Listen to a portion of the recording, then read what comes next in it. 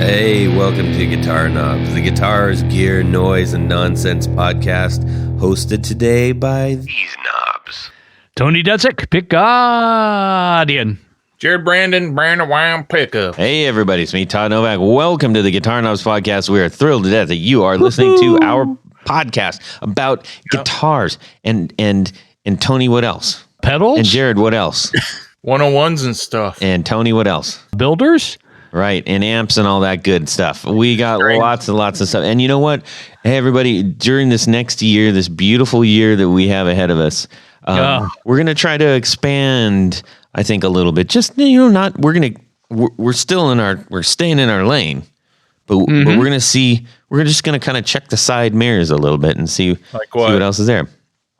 So, well, I don't know. I'm just saying we're opening our ears. I'm getting a lot of requests in and stuff of like, hey, there's artists and all kinds of different kinds of gear that maybe we wouldn't have considered. So we're just checking it out. And it's important that we do because we want to keep our listeners involved and we want to keep our supporters supporting us, especially our Grand Poohbahs. I love those guys. Do you know why I say that, Tony? Do we have a Poohbah on the line? We have a Grand Poohbah on the line. Yes, they do exist. Who are you, Grand Poohbah? I am Tim Nowak, owner of Bardic Audio Devices. All right. And he happens to be a powder builder, so that's a bonus. A powder builder? I messed that up. Sorry. What's a powder builder? A powder builder. Does he solder? He does. He solders the pedal builders. The Paldor builders. Anyways, yeah. So Tim runs Bardic Audio Devices, cleverly acronymed as BAD. But more importantly, at least to us, well, maybe marginally more important. Well, no, definitely more importantly, he's one of our Grand Poohbahs, and that is as anybody who has heard the show before. That is the highest level that we have of support. And some might call it the pinnacle. It is the pinnacle. It is the penthouse suite. And we're just really thrilled that they're doing that. So for the listeners who are old, for the listeners who are new, if you're new, welcome. We're really thrilled that you are giving this a shot. And we hope that you're going to like it. And we'd love to hear from you if you are and you do like it.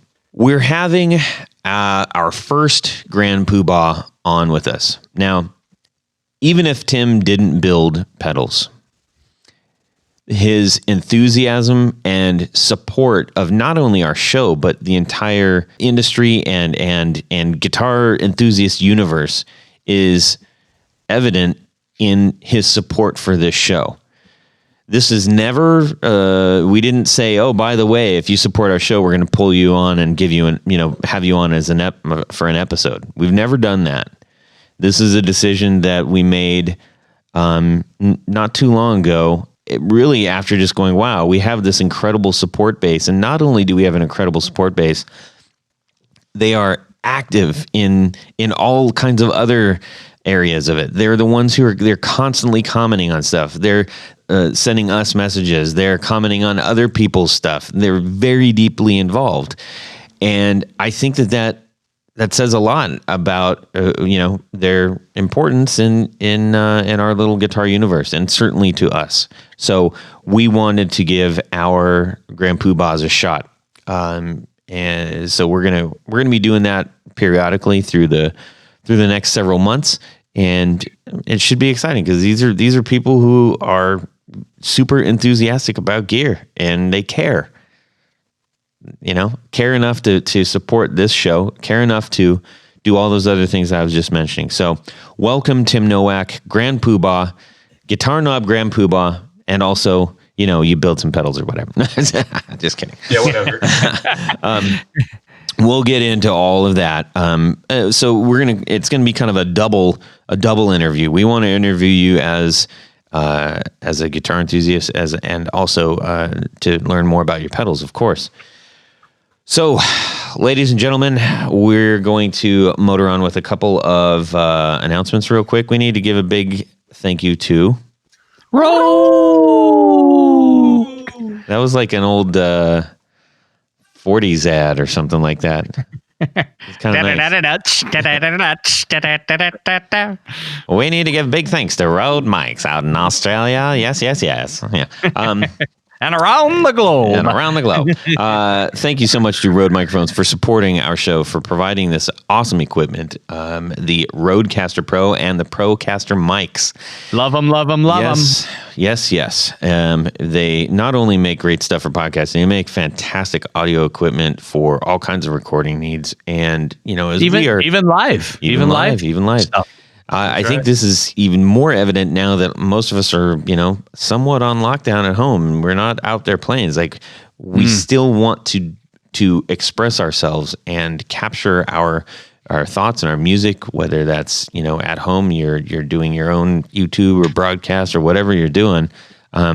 Check out Rode Mics because they got good stuff to help you do that. I just also wanted to share this. We get a lot of mail in, and we got some in that I wanted to share. I thought it was kind of cool. I always appreciate when people do that. And every time we get a new patron, I ask them questions and I say, I want to know more about you. So without further ado, this is from John Williams, and he joined around early August. He said, hey, very glad to help out. So are we. Thank you very much. Your show's been a real inspiration. I guess I found you guys back in April and May of this year. I enjoy it so much. The most meaningful bits to me have been the words of encouragement from you guys and your guests. Just go make stuff. Give it a shot, that kind of thing. I've gotten to, quote, know, unquote, the crew. I've enjoyed hearing each of you talk about guitar gear you enjoy, and what's up in your world and your take on topics, etc. I'd love to buy you all a beer sometime. Well, cheers to you, my friend. Thank you so much for sending that sentiment in. Beers are accepted. Yes. He also shared some of his gear, as I always ask our patrons to do. So he was heavy on the guitars. He said, I'm pretty guitar heavy. He said a 98 Parker Fly Classic Maple. I think that might be the first time anybody has said Parker Fly on this show. Yeah, definitely. I think we said it a while back. We may have. It was more of a... Yeah, they were very modern for the time they came out, and they're very lightweight. Yeah. Well, everything is proprietary, too. All of the parts. So they're very, very difficult to fix and restore and find parts and stuff. Tony, you might have something to add with the Parker Fly. Parker Fly. There you go. I've done some Parker Fly pick guards, actually, some replacement guards. Really? Yeah. Interesting. But they are an unusual instrument, and they're ergonomically designed. I know a few people that play them and love them. They're not my particular cup of tea, but if he likes it, that's his thing. Yeah, those. I think those came out in like the early 90s. Like I think you're right. Yeah, that sounds about right. Sounds right. And I think the very first series may have been composite bodies, and then they branched out and did some wood bodies. And I'm not sure if they're still making them or not, or if there's just strictly import versions of them now. But yeah, for the time, they were a super advanced guitar. Yeah, well, and it's also, I think one of the reasons that they were so notable and still remain so is that it's made, I believe, almost entirely of composite materials. So, it's got a carbon fiber. The neck has got carbon fiber. The body has got the fretboard is carbon fiber, and the body has carbon fiber outer skin, I believe. So yeah, just really, it was weird, and it was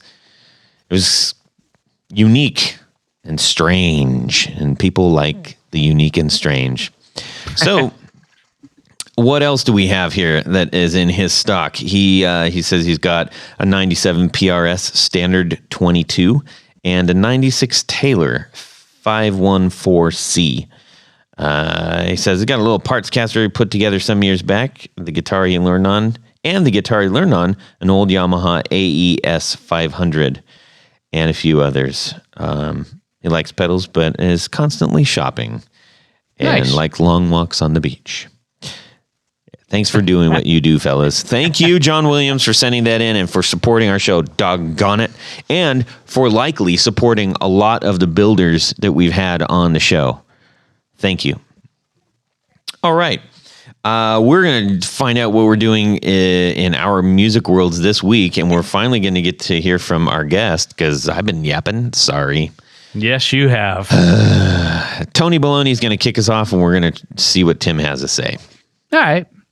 Well, I was in need of a couple of Jazzmaster-sized cases.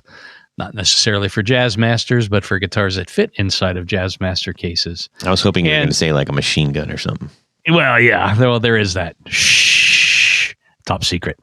But I was getting some from like Amazon had a brand called Crossrock that were actually very good cases, reasonably priced. But they have been out of stock for probably the last month or so. Ew. And aren't expecting until the end of November. Well, I guess that's almost here now. But a while back, I remembered that I had went over to Guitar Fetish. And Guitar Fetish has all kinds of parts, some guitars. They do a Earl Slick guitar series. Is that online? Online, yeah. And one of the things that they offer are some pretty cool, very reasonably priced guitar cases. So they offer, Strat Telly style. They offer bass cases. They offer, like ES335 style acoustic cases. But the ones that really caught my eye were the Jazzmaster or Jaguar sized case. And I bought one of the tooled leather ones, or faux tooled leather, a while back, and I really liked it. It fits a lot of different guitars, but this I needed one. It actually was supposed to be here today, but it looks like it was delayed in transit. But it's a checkerboard Tolex outer case. Ooh, cool. And that one really caught my eye. But they've got stuff like faux alligator skin. They've got standard tweed. They've got linen. They've got standard black, of course. But they're all their normal price is like $84.95, and I think shipping is about $18 or so. So for just a hair over $100, it's a really decent case. And anybody that's ever shopped for a Jazzmaster case, if you get a Fender Jazzmaster case, you're looking at closer to $200.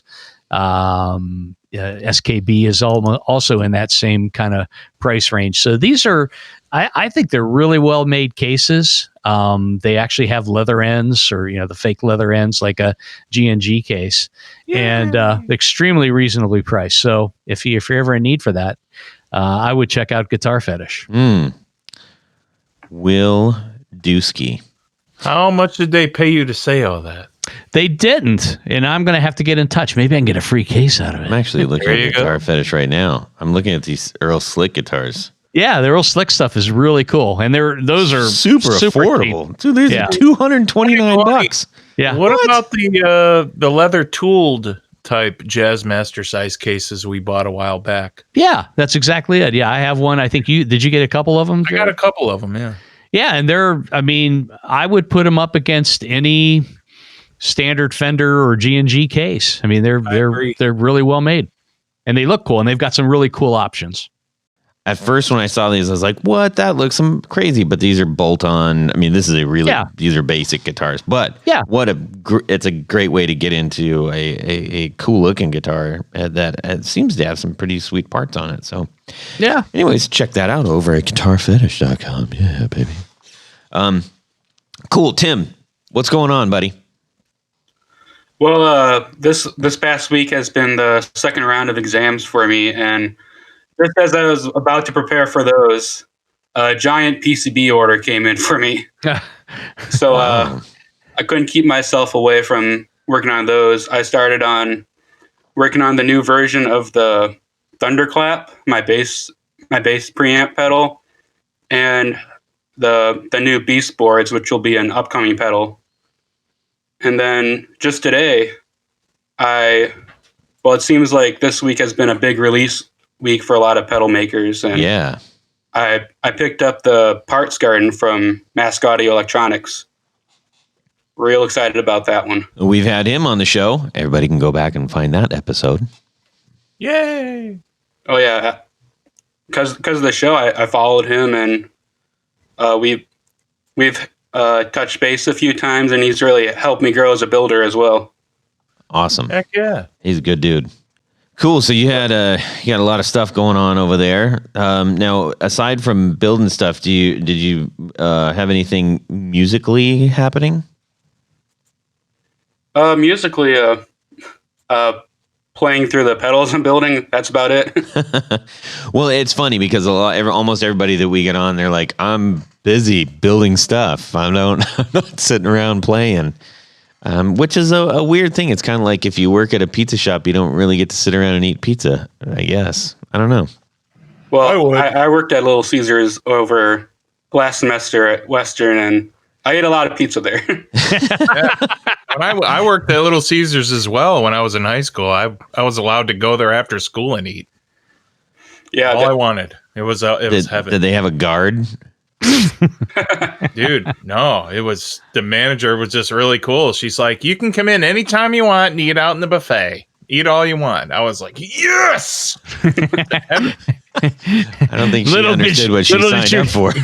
Yeah, so it's good. Little did she know. Yeah. Oh my goodness. Well, that's cool. Thanks for sharing that, Tim. Jared, how about yourself, buddy? It has to do with guitar cases, just like good old Tony Baloney. Whoa. So my good buddy in Fremont, Ohio, he owns and runs a guitar shop. He had an old Guild, and I bought that Guild, and I believe I talked about it one time or another on here. But I actually traded that guitar away for some work to be done, and I have the case still. Because the case, now that is it's a very cool old vintage case. It is made by Stone, and Stone is, and I believe it's a late 50s, and it's kind of got a brown. It's just a brown, whatever you call it. What's the case material called? Tolex. Tolex, yeah.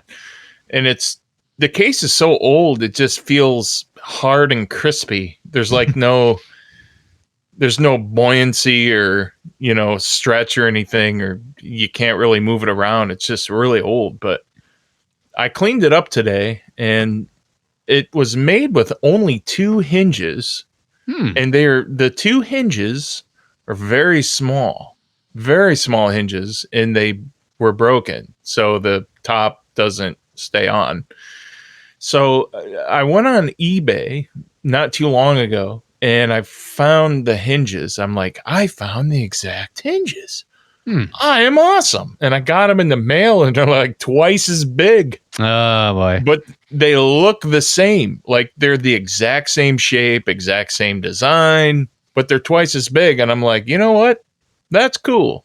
I'll just take the small ones off, which I actually did today, and I'll just replace them with these big giant hinges and add an extra hinge in the center to strengthen this old beast. And it's a very clean case. There's not much damage at all to it. And it's got a beautiful blue velvet inside.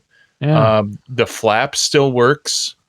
It's still on there. It's not missing. So I went ahead and cleaned it, and I'm going to vacuum it out. And then, I don't know, Tony Baloney, you got any old Guilds that may fit in that case? I'll have to check. I think yours is a thick body, or the guitar was a thick body. Certainly is. Yeah, but it's. I'll have to check and see, but I mean that would be a pretty good sell. Either on eBay or Reverb. Yeah. You might check it out. Honestly, if you have a guitar that fits it, I would just give it to you. Well, I'll check and see if I have something that I need to fit in there. But I was going to ask you, so you haven't put the new hinges on yet, have you? No. Do you have the rivet tool that you need for that basically splits the rivet? Do you know how to, well, let me start by saying, do you know how to put the hinges on?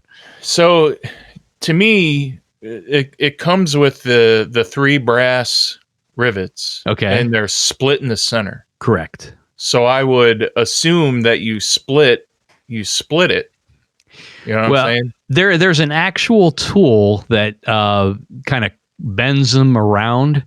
So basically you loosen the lining from the inside of the case where the rivets go, and this tool, I mean, you can do it with a pair of pliers, but it's if you have the right tool, it actually works better. Yeah. So I think I've got one of those down at the shop because I had to do some repairs at some point in time on a case. Yeah, I mean, sometime I'll just bring it over and you can show me how that works and see if you have a guitar that fits in it. I'd just rather give it to a friend than, make a couple bucks and then have to ship it a case. It's just, blech. Costs as much to ship a case as it does a guitar. I know. It's like, bleh. So, well, yeah. Well, that's what's going on. Vintage case time at Brandywine Pickups. Nice. So, interesting. It's a beautiful case. That's all I got to say. It's great. Well, I spent a lot of time. Hey, Todd, how about you? Huffing solder smoke. I was busy building one of the Ion Effects kits. I was very excited. I did a post where I opened those up and been busy building the tremolo kit. And it has a lot of knobs on it. It's got 6 knobs and 2 LEDs. Wow. And it was a lot of fun. So I'm putting the finishing touches on that, and it was just great I haven't built one in a little while, and it was just great to kind of like lose time. You burn your head out during work. You got other kinds of responsibilities and home and stuff. Anybody with kids and stuff, kids are the best. But when you kind of close off the rest of the world, shut the door, and go in and sit down on your bench or wherever you're doing this type of thing, it's just it's pretty great. So, and here's the bonus. If you didn't catch that little thing I put up on the Instagram, we're giving away a refractor kit. What is the refractor kit, Tony asks? What is that? Well, that is the Klon Centaur KTR clone. Yes, and it's not just hey, this should sound like it. The guys put a lot of work into making sure that it is accurate to the actual circuit, and is sourced out really fantastic parts for it. So we're going to be giving that away to our patrons on our 200th on the Verge, the what? 200th episode. The 200th episode. So that week, all around our 200th episode, we're going to be giving away a lot of stuff, everybody. I know, man. It seems like every episode you're adding one more thing to the it's file. True. It's true. I know of 2 things that just got shipped this morning that some people are going to be excited about. Oh yeah, and I'm gonna do a little post that's running through all those things. I'll probably do it reading into next week. And Jared's got some stuff in there. It's going to be fantastic. Yeah. So anyways, very, very excited about this. Not only because it's our 200th episode, which is kind of hard to believe, but because we've got some fantastic stuff to give away to those who have been listening and supporting our show. So that makes us feel good. So I'm looking forward to building another one here pretty soon. Don't know what I'm going to do, but I can't wait to do it. So we need to do some of this. 1, 2, 3, 4 on the floor. Hey, Tim. Hey, Tony. Do you have a pedal board? I do. I make a lot of pedals, and I got to put them on a board. My pedal board looks like it's wired together with spaghetti. But my good friend Jared recommended Tour Gear Designs cables. Oh, yeah. Tour Gear Designs. I think I might have heard of them. And so I've got some here. I'm getting rid of the spaghetti and the sauce and the cheese.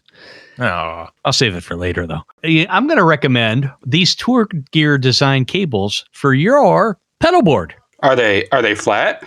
They're very flat. Some might call them crepe thin. You might, and that's the only person that does. Trademark Tony Baloney. Yeah. Yeah. And you're probably thinking, oh yeah, this guy, he's going to get me to, I'm going to have to spend thousands of dollars to recable my pedal board. But no, I don't have that money. No, you don't need that kind of money because They these start at 5.5.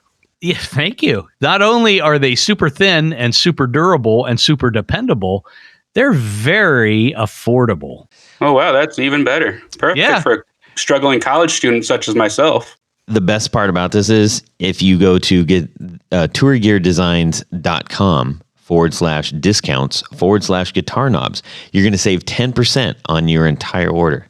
That is pretty sweet. So you can get that extra pepperoni on your Little Caesars pizza. Did you say 10%? I said 10% at tourgeardesigns.com/discounts/the guitar knobs. We're going to hear from Tim Nowak, or else Tony's just going to keep his show going, his ad show going. We're going to hear Todd. from Tim Nowak right now. We're going to listen to his 4 on the floor. Tim, please grace us with your 4 on the floor. Okay, my first 4 on the floor is the Electro Foods Germ Warfare. Ooh, yeah. We've had them on the show, too. We did. Oh, yeah. Oh yeah, that if I wasn't listening to the podcast, I wouldn't have been able to buy it or even know about it. Perfect. Well done. Well said. Didn't even prompt you. So tell us about the Germ Warfare. What do you love about that? Well, as you know, but some other people may not, I play bass guitar primarily, and I really love the amount of treble actually it has because I'm a really big punk rock fan, and it just gives my bass that nice metallic clangy tone and just a touch of grit, and it just stacks really nicely with every other drive I have. Awesome. It's never going to leave my board. Fantastic. And the Germ Warfare, the germ stands for germanium. Yes, it does. Yep. So it's Are you sure it doesn't stand for the germs? It could. It could. Now, Tim, do you I'm going to make a giant sweeping generalization here. Do you prefer old school punk or I guess new school punk? Or both, whatever. I'm primarily in the skate punk genre, Okay. like NoFX. Yep. And also like ska punk, like Rancid and Mighty Mighty Boss Tones. Yeah. Bouncy stuff. Cool. Dig it. What's number 2? Number 2 is the EHX Pitchfork. Oh, well, yeah. I was like, oh, that's interesting, but you're doing bass, so that makes sense. Yeah. Yeah, I actually really like it for the octave up functions. I'm pretty into old retro video games like Mario and Legend of Zelda and whatnot, and Pokemon, and I really like recreating their like theme songs and such with the octave up. It kind of gives like a 8-bit kind of texture with the bass. Yeah. Nice. Number 3. Number 3 is, I don't actually have this one, but I've built it several times, is the Russian Big Muff. Aha. Ooh. Oh, you mean like the OG Big Muff, the OG Russian one. OG green, tall font, whatever. Yeah. Nice. Synonymous with bass players. I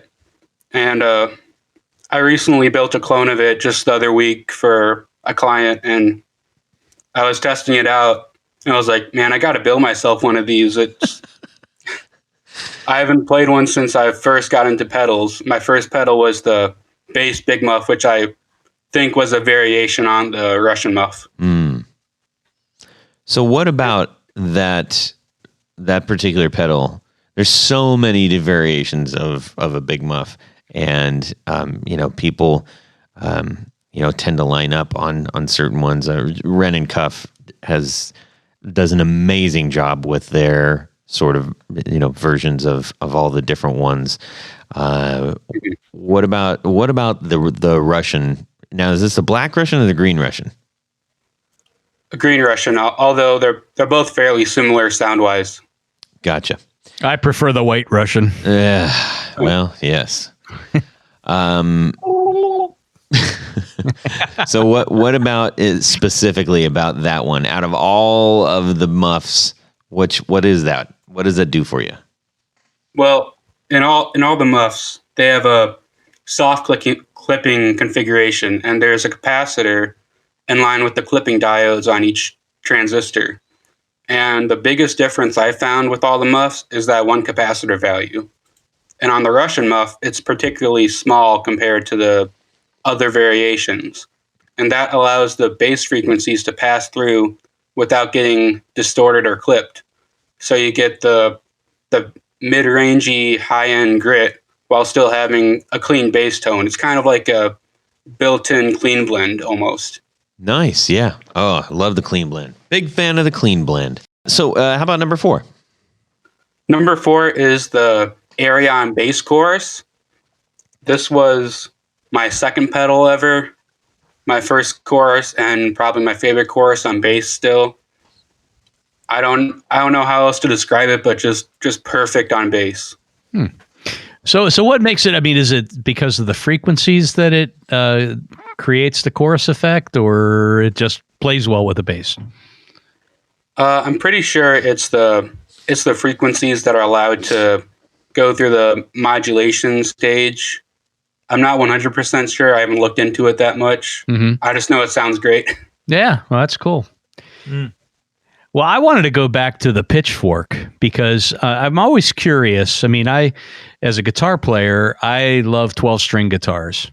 So I love, the octaves up especially on the lower strings. Have you messed with like either an 8-string or if you're Tom Peterson, a 12-string bass to get those 12-string bass?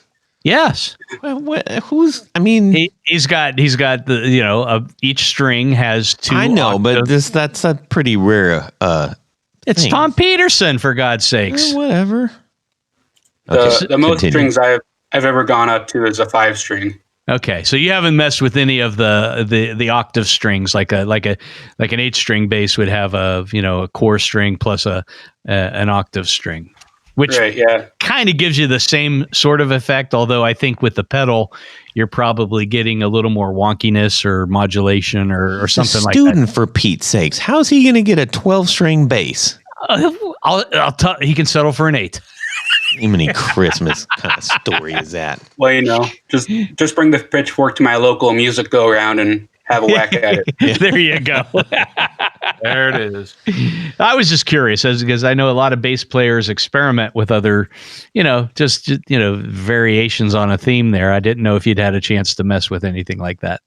Yeah, I can't say I know how well the pitchfork emulates that, if at all, but I do like the sounds out of it. It is a bit more, I guess, digital, you could say. Yeah. But the octave down is probably closer to what like a Boss OC2 would be. Mm-hmm. Mm-hmm. But polyphonic. Is that something you would endeavor building? An OC2? An octave pedal. Oh, an octave pedal? Yeah, I've looked into it a few times, but it's really hard to make a clean octave either way. Octave down is doable analog-wise, but digitally is the only way to do octave up clean. And yeah, so I'd probably have to use have you heard of the FV1 chip? No, I'm not as familiar with the individual chips. That's where my sort of that's the door I don't get to walk out of. Well, that's the chip that a lot of boutique manufacturers do a lot of their more wacky designs out of, like the Earthquaker Devices Rainbow Machine. That's based off that, and a lot of like crazy modulation, delay, reverb kind of stuff. It's really fun if you want to get into programming. I know Pedal PCB sells a little development board for it, and that's how I got into it. Oh, that's cool. That's cool. So you're going to start dabbling into that a little bit, the programming part? Yeah, that's the plan. Cool. I'm hoping my schooling will help me progress through that and do it a little more professionally. Well, we'll get into that in just a second. That's a great segue. We're going to give a quick shout out to John Fintel, johnfintel.com, JONFINTEL.com. He's here at relayrecording.com, which is where I'm sitting alone again in this, this backwater studio. He was kind enough to give us like the shed to record in. But we're grateful for it because he's a good guy. Damn nice shed. Come on. It's pretty okay. Anyways, it's kind of home. So anyways, John is fantastic with capturing guitar tone, which is important because we're all guitar players of some kind, bass or other, included, of course, and 12-string, banjos or whatever Tony. How is he with synth guitars? I'm not entirely sure. You'd have to ask him. But hey, if you want to ask him any questions, or you are trying to search for your best guitar tone to get that recorded or get something mastered, go ahead and hit him up, johnfintel.com. Thanks for having us here, my friend. Thank you, John. Yes, sir. We need to find out a couple things from Tim Nowak. First and foremost, he has been a fan of our show for a long time. He's been supporting our show for a long time. And that is the number one reason he is on the show right now, because of his just heavy-duty support. And as you have probably found out by now, if you tuned out during my intro stuff, which is entirely possible, he builds pedals too. And for Bardic Audio Devices, Bardic Audio. Why I got an issue with my R's and L's tonight. Bardic Audio Devices. So we're gonna find out about that in just a little bit. But Tim, we want to talk to you as a guitar enthusiast. You clearly care a lot about this type of thing. You got love for whether you want to call it a hobby, a passion, or whatever. You have it, and you're willing to support that. So we're grateful for that. Can you tell us just kind of maybe how did you get kicked off into the whole world of guitar stuff? Well, I'd say it started about my sophomore year in high school. I was in the school band and marching band playing trombone and saxophone, and I really liked a band called Streetlight Manifesto because it was kind of like a ska punk kind of band. Mm-hmm. And I really liked playing the horn lines and emulating them, but they also had a really fantastic bass player. And that's what got me into playing bass. I got my first bass. It was a Rogue 5-string bass. I didn't even know how many strings it was supposed to have. But I got that from a music go-round down in Toledo, and got a Fender Rumble 40 bass amp and started learning off of that. And then it was probably a year later, I picked up my first pedal, the bass Big Muff, and later on the Aryan bass chorus. And then my current girlfriend, she got me into listening to podcasts. I never really listened to them before. So I started listening to some like NPR podcasts and whatnot. But then I decided, hey, maybe there's a guitar podcast out there. So I just searched guitar podcasts on Google, and I think Guitar Knobs was one of the first results on there. Hallelujah. And I clicked on that, and I was like, wow, I didn't even know how much work went into pedals, into gear, into all that. And then here I am 4 to 5 years later, and I have about like 30 pedals, and I have a small business going on. That's fantastic. So thanks for starting my addiction. That's awesome. Yay. That's really cool. Glad that, we're very glad that you found us, but even more glad that you've, been able to kick off this passion of yours for collecting and building, of course. Along the way, like, what was the thing that made you say, hey, I should maybe start building? Mainly, I think this was pretty common. It was the issue of money.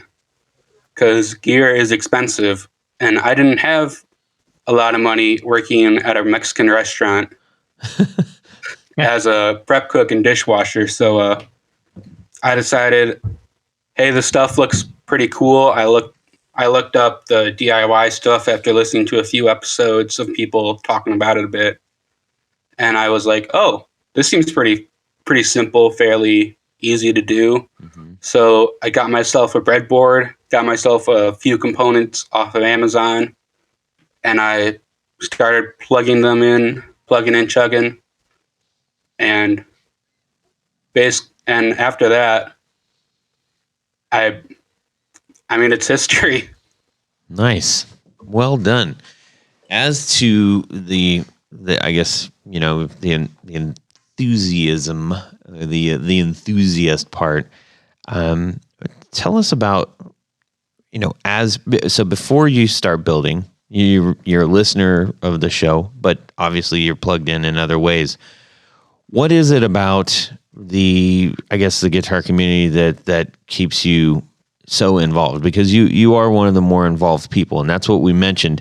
We aren't just talking to you or the other Poohbahs because you're at a certain level or something. You are really involved in the guitar community at an enthusiast level, not as somebody who's got deep connections or has got a giant company or anything like that. What is it about this that keeps you going within it? So I found the guitar community is different from any other community kind of aspect I've ever experienced. It's very very collaborative and very welcoming, and everyone's just happy to see that, hey, this guy is into guitar and into the same stuff as I am. Let's chat about it. Let's maybe think of some cool new things to do if we're builders and whatnot. And it's just really cool how everyone is just so friendly and so open to giving advice to new people. And I've never experienced any bad will within the community. It's very positive overall. That's cool. That's awesome. Tony, were you trying to say something? I was just saying that's really cool. And I think that's kind of been my experience too. I mean, every once in a while you run into a sour grape or something like that, but by and large, between the customers that I deal with, the other musicians that I deal with, I mean, everybody is, they're interested in what you're doing. They're really cool about, sharing ideas and in some cases concepts and things like that. So yeah, I think probably all of us have had that same experience. Right. Yeah. No one's trying to hide their designs or trying to get a leg up on the other guy. I wouldn't say that. Well, that was back in the 70s. They did. They used to code everything in goop it. I mean, I've got some things that I do in my shop that I will never tell anybody that, how I do that or whatever. You told me. I think it's smart to keep some things up your sleeve, but I agree with you. It's very welcoming, very collaborative. Well, from a fan standpoint, from an enthusiast, not necessarily that's your living. You're building the stuff out there. I'm when you're doing it for a living, it's you do think about it a little bit differently if you have, if you don't have another job. Secret sauce. Yeah, you rely on that secret sauce because you also rely on income. Yeah. But when you're in a community where you're doing stuff on the side, absolutely, it's very welcoming, and I'm not afraid to call anybody and ask them, hey, how do you do this or that? As long as I don't feel like I'm. Well, I think that boundary. Tony. Yeah, I think that's what I was getting at too. I mean, I've had companies call and say, hey, we like the material that you have. Can you give us a source? And it's not like I'm having it proprietarily made for me, so I'm happy to. Is that why you keep getting all these crazy calls? It might be. So Tim, aside from, obviously you like pedals and you're building pedals, but if there is a conversation going on and it's about either guitars or pedals or amps or whatever, is there one of those things that particularly gets you like more involved or more juiced? Is there anything that you're more excited about? I'd say I really like it whenever people open up a pedal and look at the guts, and then I can see what's in there. And I know, like, one of the first things I saw was the inside of a Boss pedal, and I was like, damn, that's cool. Whenever anyone posts or talks about the internal workings of everything, I'm like, oh, that's pretty cool. I'll have to look into that myself and maybe try to implement it into a few designs or whatnot. Actually, what piques my interest is if somebody comes up with a cool guitar design that maybe is comparable or similar to something that I really like, but is slightly different enough that they're not infringing on any trademarks or anything like that. But like as I page through whatever magazine, Vintage Guitar or Guitar Player or whatever, if you look at the new products pages and you see some kind of cool stuff, and I'm sure it's that way, with different pedals and other equipment and things too. When you see something that is kind of familiar, but different enough, or maybe an updated version, the thing that immediately comes to mind is it happened today. I was the new Vintage Guitar magazine came out, and there's a company called Satellite Amps or Satellite Guitars, and they're building basically their version of Epiphone coronets. They acquired the design rights to remake the earliest versions of the coronets. Oh, and it's a really cool guitar. It's different than the ones that came out later in the 60s, but that I saw that there really is something different about the earlier ones. Yeah. I mean, well, they're symmetrical for one thing. Forgive me. Are they? Can you describe what they're shaped like? I'm having a hard time remembering what they look like. So it's like, well, in this case, it's a symmetrical double cutaway. It's a single pickup. The original ones had the old New York style. You're right. But I remember now. But they're offering them both in the New York style as well as the dog ear P90, and it's got the butterfly shaped guard on it. Yeah. And you know who makes those New York style pickups really well is our guy, our friend Curtis Novak. That's right. And that, let me bring this home. When I'm looking on the gram, and what really gets me and what really gets my attention are people like Curtis Novak, somebody who makes a pickup that no one else does and no one else makes. And there's a lot of guys out there that are doing this, that are making their own casings, their own style, something that I have not thought of or that I don't think I can do. I love looking at that stuff because there's, it's for me, it's like being forced to do things out of the box. Like, how am I going to keep up with the Joneses? Well, I just get on Instagram and I look at the other guys that are doing some really great designing. Yeah. Now, I think Curtis is one of those guys, he's got his own molding equipment. I know that he's paid to have like things custom metal stamped and, just for relatively small runs of things. And he's one of those pickup builders that really focuses in on some of the more hard to find types of things. Yeah, he's a special dude for sure, man. Super nice guy too. It's good stuff. Yeah, I think one of the things that I get excited about, I love pedals. Maybe because they're more accessible, so I get pretty excited about all. I love them. Tony, to your point, whenever I see like a special guitar, like when we had Dago Villon, is like, oh my gosh, first time I saw that, I was like, I dang near dropped my phone. And there's so many. I'm pulling out one. That was just one that I thought of. But just the other day, I sent to Jared Dallas Seeger, What a great name. Seeger Guitars, Seger. So he's going to be on the show in a couple of weeks. Yeah. And I saw that and I was like, well, okay, got to get this guy on the show. It's just instantly. And I'm like, I want to know more about this. That's the kind of thing. Maybe because it's harder. It's a little bit harder to do.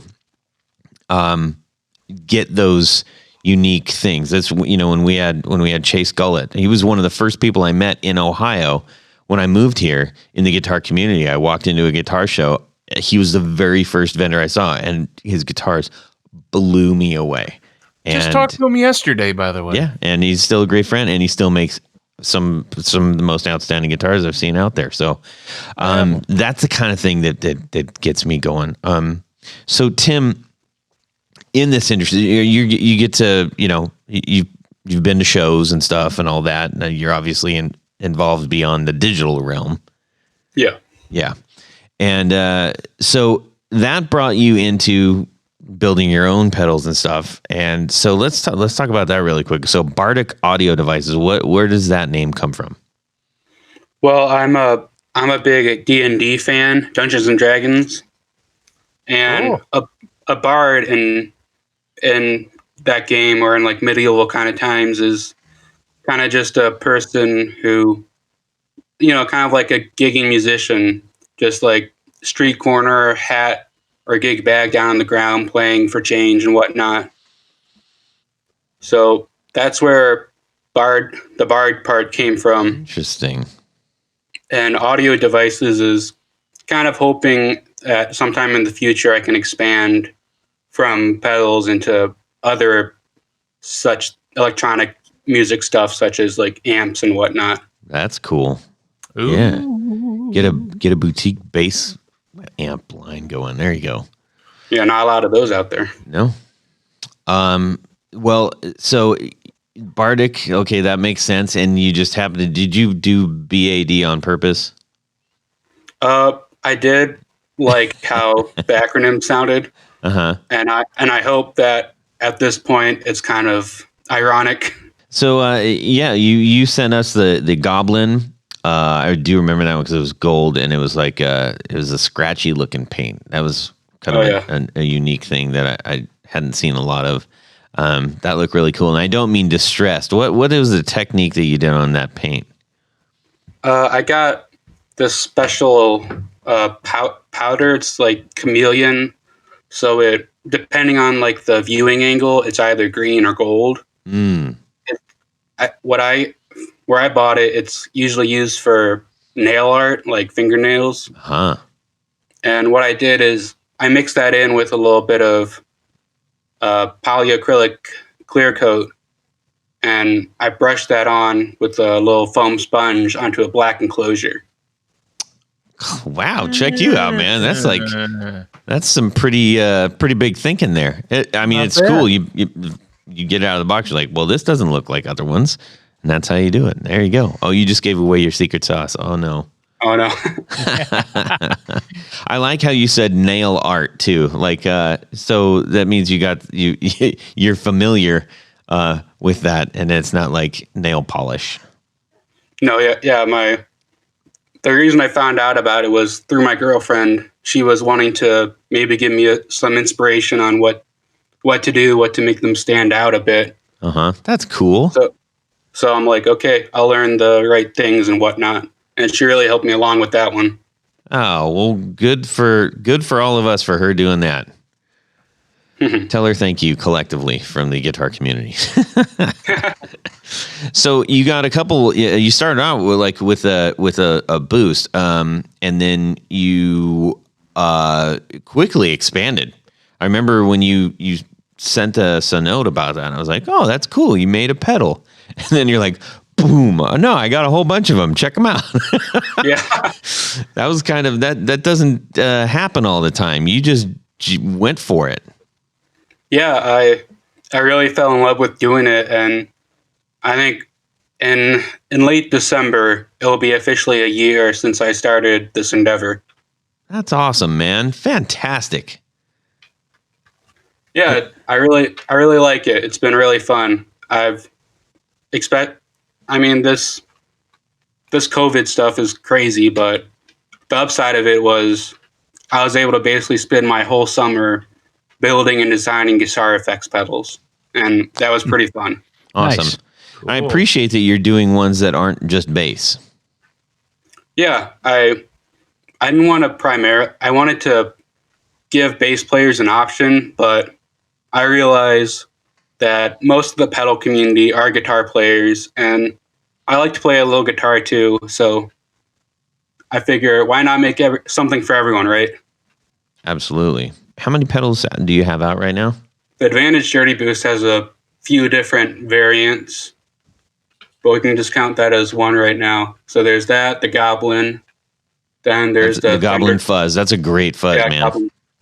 Thanks. I hope to make another run with those, except add a master volume.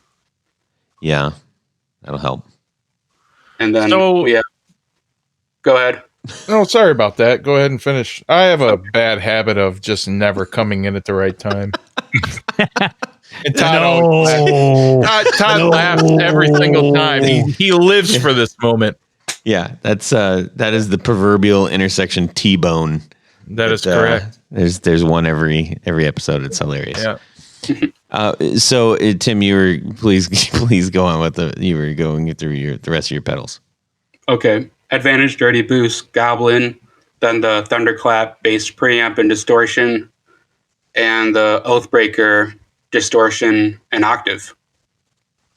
Nice. The Oath. So you got some colorful names. That's very nice. And I'm sure many more to come. Jared, I think Jared has a question that he wants to ask you. Well, just when you're doing pedals, first of all, what was the very first pedal that you wanted to build? Did you build the pedal that you wanted to build, or did you start constructing something a little easier just to get your feet wet? And then on top of that, now, what's your favorite pedal that you make that you use? What's your go-to? Okay. Well, the first pedal I ever built was a weird variant on the Big Muff. It was not exactly using like the same kind of parts, but getting the same sound, but with different components. And I wanted to basically make my own version of the bass Big Muff I had, but make it smaller. So that was the first PCB I designed, first board I populated, first thing I put together in one box and called it an actual pedal. And I really like it, and I still use it to this day. And what was your second question? Sorry. Yeah, I think you already answered it. That's the one you go to the most, personally, of your own creation. Oh, probably the first one I go to would be the Thunderclap. That was the first ever pedal I produced under Bardic Audio Devices. Oh, cool. It was a 6-knob bass preamp in a kind of like a signal path that I've never really seen before, but I find it really useful. Oh, okay. It's like a clean boost with a 2-band bass treble active EQ, and then that's in parallel with a Rat style distortion. And I found that like boosting the bass on the clean channel and having the high end grit of the Rat, that I was able to get some nice punk and metal tones out of that. And that's probably the pedal of mine that I play with the most. That's cool. And that works good on guitar too, yeah? Yeah. It's as with most of my stuff, it's full frequency, doesn't cut out much of anything. And if it does, you can always have control over it. You're talking about octave and stuff. I think if you or anybody else, here's my dumb pedal name that is also an awesome pedal name. If you did a octave fuzz based on a muff, right? You could call it a McMuffin because the octave kind of sometimes sounds like bagpipes. That would Tony, nothing really. Oh, geez, come on, that's good, McMuffin. Whatever. Anyways, I'll tell you, I'll build I'll build one day and I'll send it out to you. Thank you. I'll buy you one from McDonald's. Yeah. So I'm loving it. Tim, we really want to thank you for being on the show and for supporting us and for building pedals for all kinds of new things for other people to experience. Who knows, maybe there's somebody who's just joining for the first time who's like, hey, I didn't know there's all these episodes out here with all these builders, and you kick-started the cycle, and there's going to be another you in like a year or two going like, well, after hearing that, who knows, I build pedals too now. I like that. Exactly.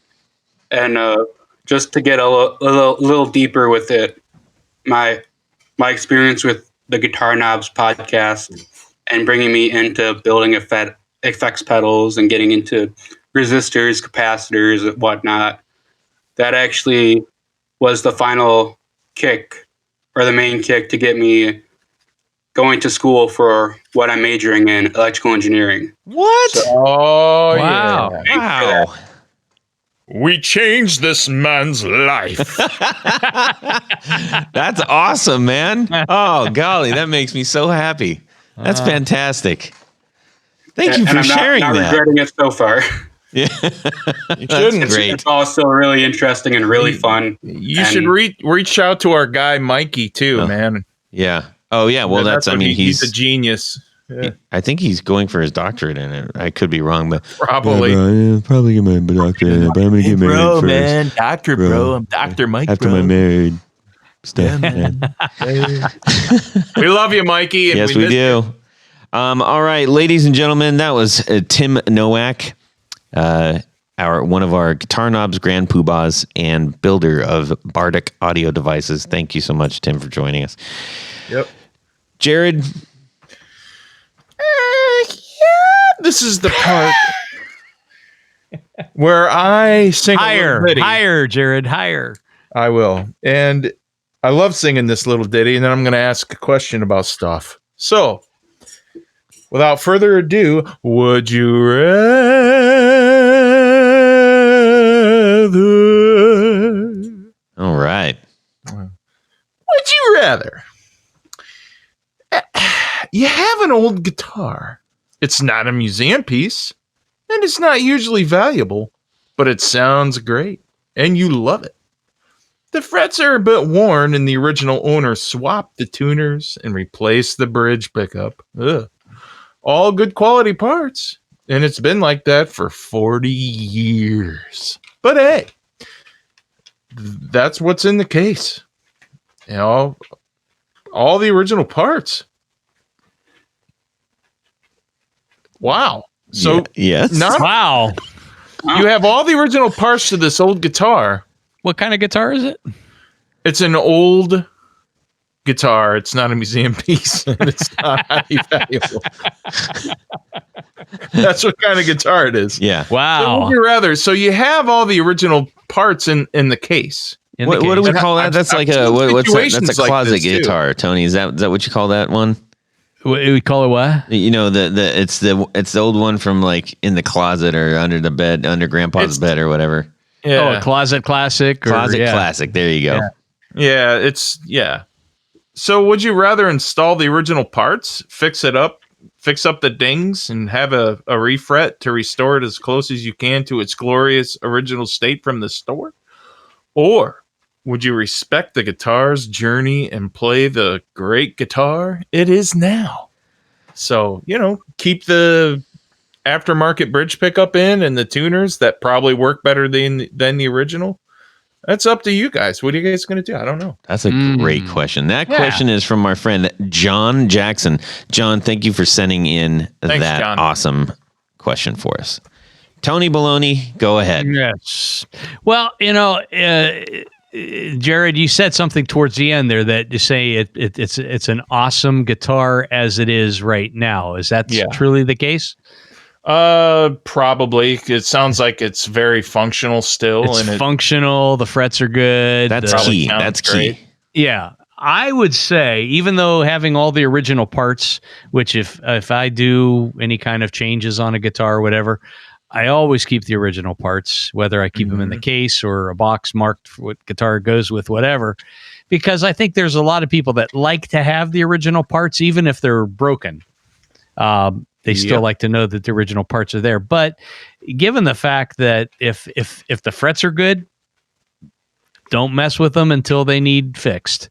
If the pickup sounds good, leave it alone. If the tuning machines are working better than the originals, leave them alone. I mean, if they were replaced, as you say, 30 or 40 years ago, and they're still functioning, I mean, that's almost as good as the original stuff anyhow. So that's, I say if the guitar is working as it is, let it go. And if there's something that you don't like about it, then change it at that point.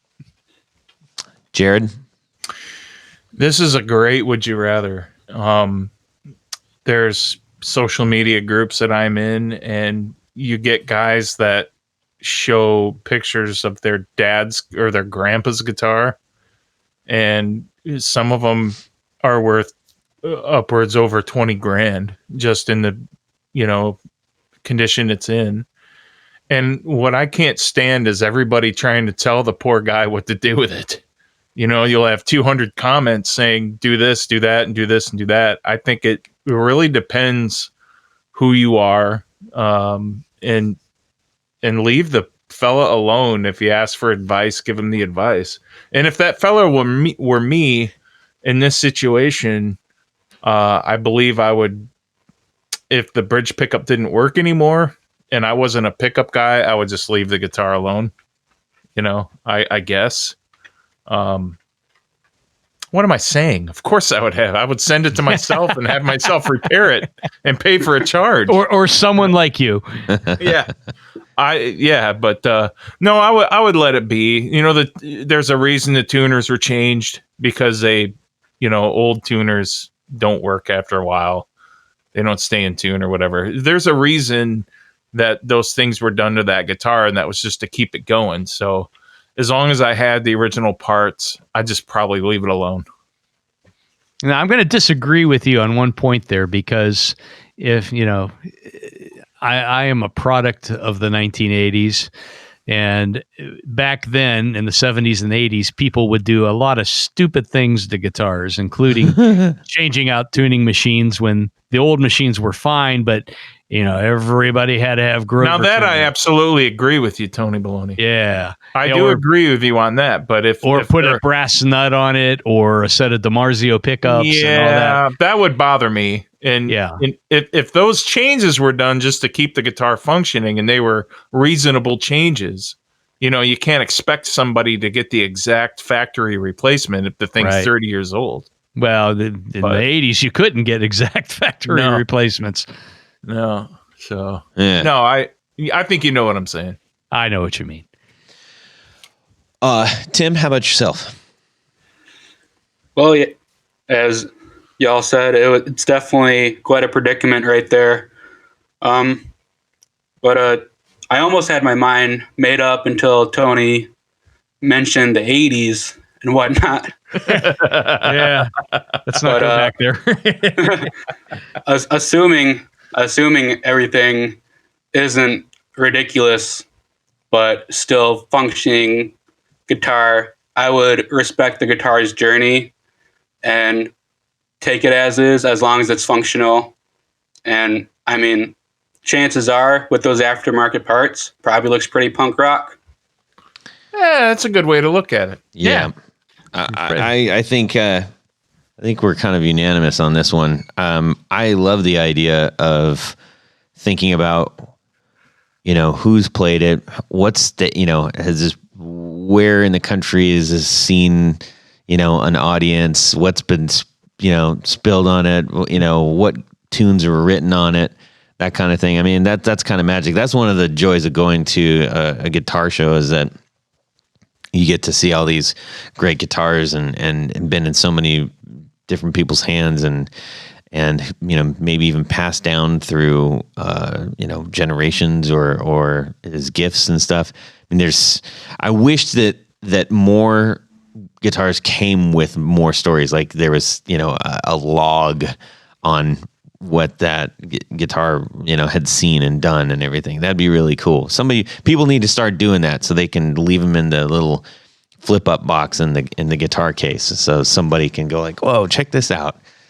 That'd be really cool to have some actual provenance attached to things. So yeah. And I agree with the whole, the idea that when things get changed up, I mean, we've talked about this before. I mean, I think we all personally change them up. We want to make them ours. So respecting that is I think that's definitely what I would do. So what would you out there do? You listening right now, what would you be doing?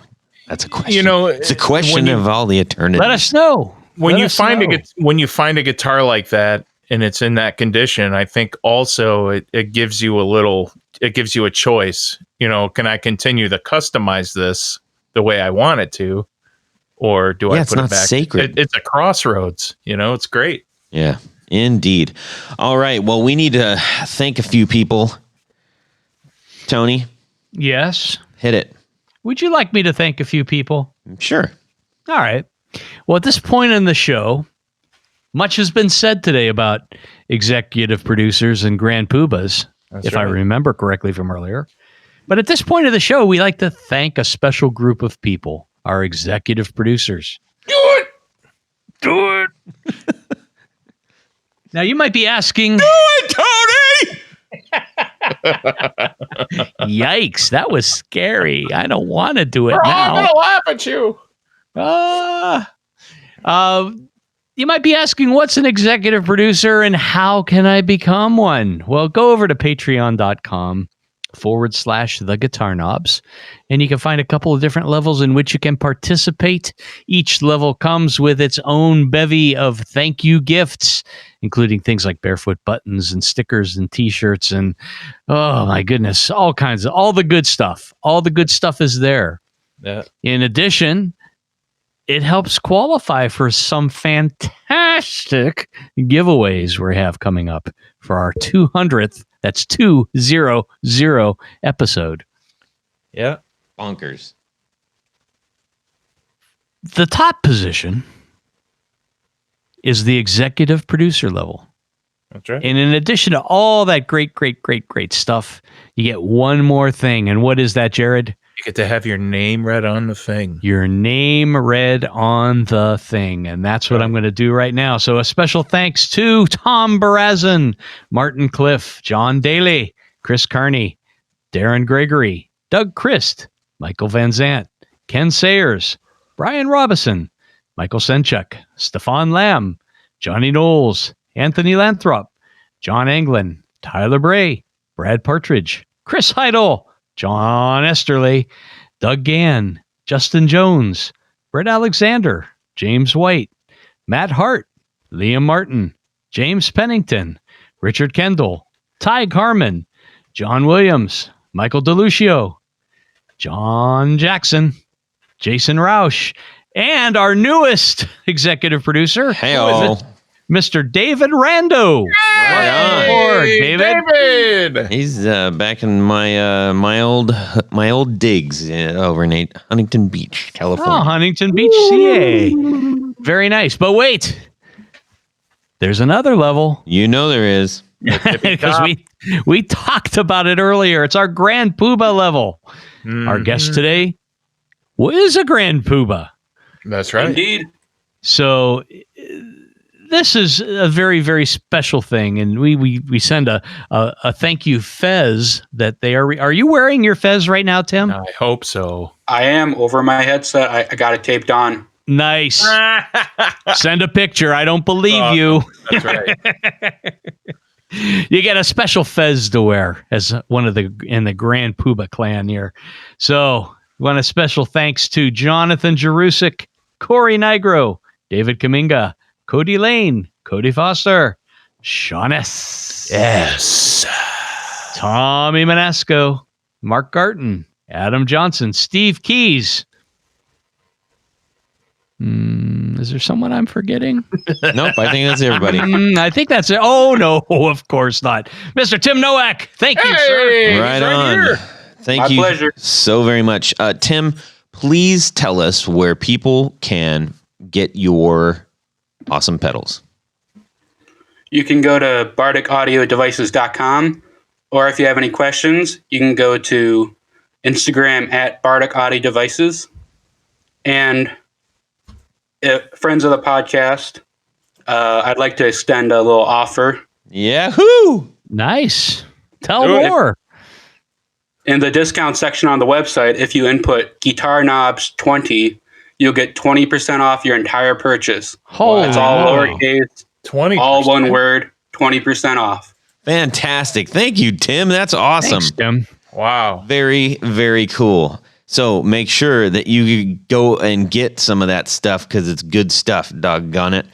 And right. And it's made by a real person who just told you that he just makes all that stuff. So He's here on the podcast. yeah, and then you can directly ask him questions about it and all that good stuff. So thank you. That's very kind of you, very generous, and we really appreciate that for our listeners. Tony Bologna. Yeah. Why don't you head over to pickguardian.com if you need some information.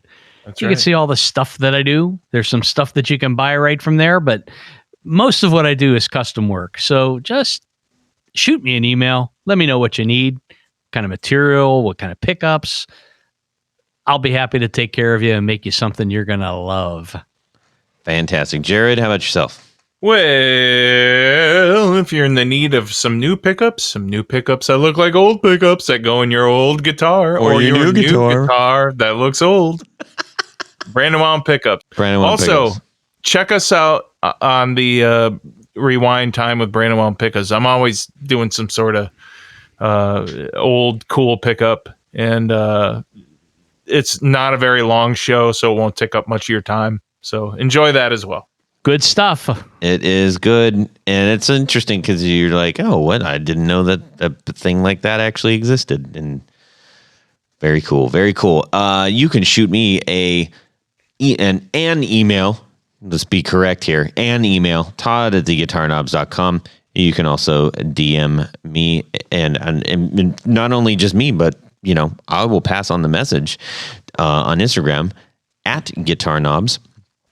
We'd love to hear from you. We would love to get Jared some new would you rathers to say, and just generally just see how you're doing and how you like the show.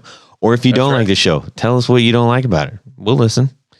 Tim, thank you so much for joining us tonight, and we really appreciate you as a supporter, as an enthusiast out there, and as a pedal builder. So thank you. My pleasure. Thanks for having me on. You bet. All right, everybody, have a great week and subscribe. Yeah. It makes a good snack, especially cold spaghetti. Oh. You big dummies. Do we have to do a thingy? Anyhow. Oh, yeah. Hey, Tony Baloney! Yeah, we need to do a thingy. I'm drinking That's the anyhow. Oh, all right. We already did that joke, dum-dum. Love it. Coming I in. hate you, Todd. I know you do. I'll do a thingy. There you go. That's my boy. You live in Michigan. You're supposed to have a northern accent up there. Oh, I don't know about that. Yeah, let's do it. I gotta grab a beer, but go ahead. Well, that's it for these knobs. Please visit our Patreon page at patreon.com/theguitarknobs. Visit our website at theguitarknobs.com for all of our past episodes, 4 on the Floor blog, and other good stuff. You can connect with us on social too at our Facebook page and share your gear and stories on our Facebook group. Also, be sure to check out our Instagram at Guitar Knobs. Catch you next time.